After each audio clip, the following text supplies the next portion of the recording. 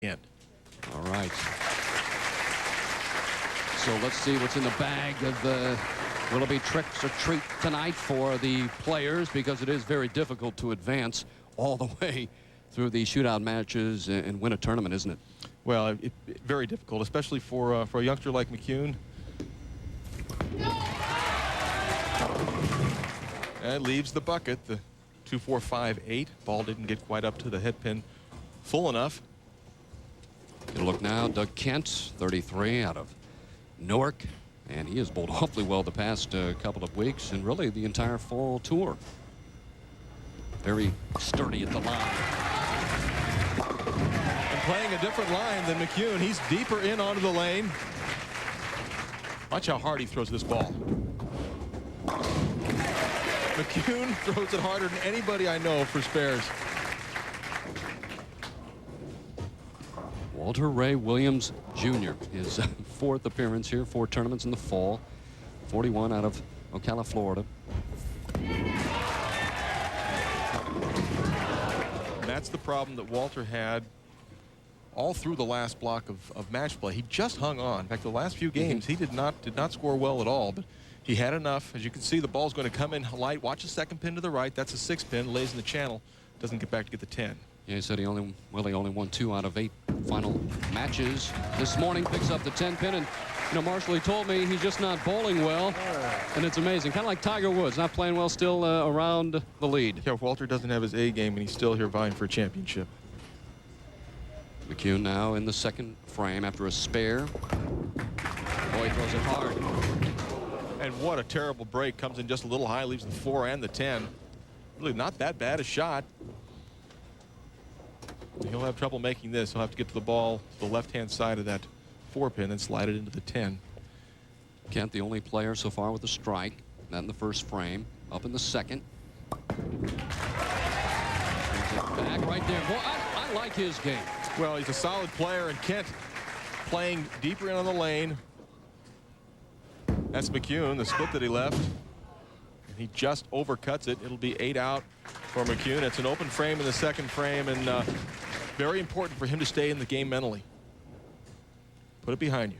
Walter ran the table several times during his career. Of course, 32 national titles. His first title he won in Peoria. He won 4 matches. This is a little bit different with the 8-player format.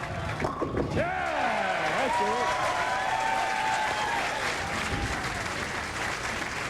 it. Walter was not sure that ball was going to strike till the very last minute. He throws his arms up in the air right now going, well, will it? Yeah, it did. 3 players. Just one will move on into the second match, and Doug Kent with the double. Yeah, Kent in command early in the match. 10 pins ahead of Walter Ray Williams, Jr. and significantly ahead of Eugene McCune. Shots like that could get him right back in the match. It's still early. Take a look at the release. Look at the high backswing and then the power as he thrusts through at the bottom of the swing. Falls off a little bit to the right, but boy, I'll tell you, he's got a lot of great natural skills. Just needs to allow them to take him to the championship. Flamethrower up the gutter, boy. It was a lot on it. It's Doug Kent now up in the third. Going slower. And another great executed shot from Doug Kent.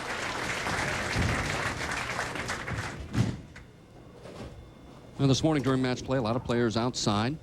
And now Kent has moved in a little bit. Walter not quite as far outside as he was this morning. And a friendly kick of the 4 pin as Walter staying in touch with Doug Kent. That strike right there puts him 10 pins behind. Eugene McCune has a spare, an open, and a strike. Doug Kent's perfect. We'll be right back. For intense people. Well, Doug Kent, 3 strikes off to the early lead. 10 pins up on Walter Ray, 34 in front of McCune. Now let's take a look at what's in the bag for McCune, and it's the, well, it's a Brunswick Monster. On the first and second frame, he used a shining one. He switched to a dull one in the third.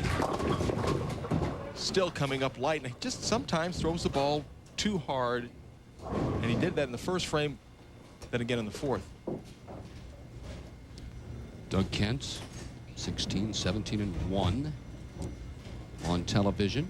Nice average, 224. Up in the fourth frame. He has 3 in a row. Now the half 10 for Kent. Ball went a little longer down the lane that time, Phil. Wasn't able to carry out the 10-pin. There's McCune with his target zone. No, he stays with the strike ball. Pay-per-view. Thank you.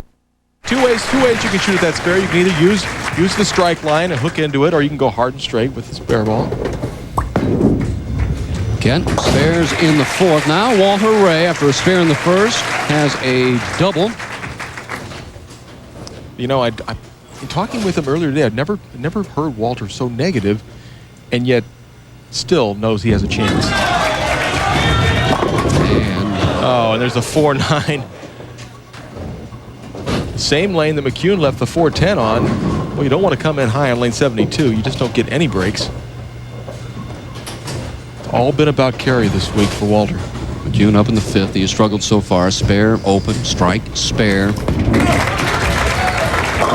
like he slowed it down just a little bit. It certainly did. Good observation, Phil. And a good result. He needs to keep that same speed on the right-hand lane. They call him Deadeye.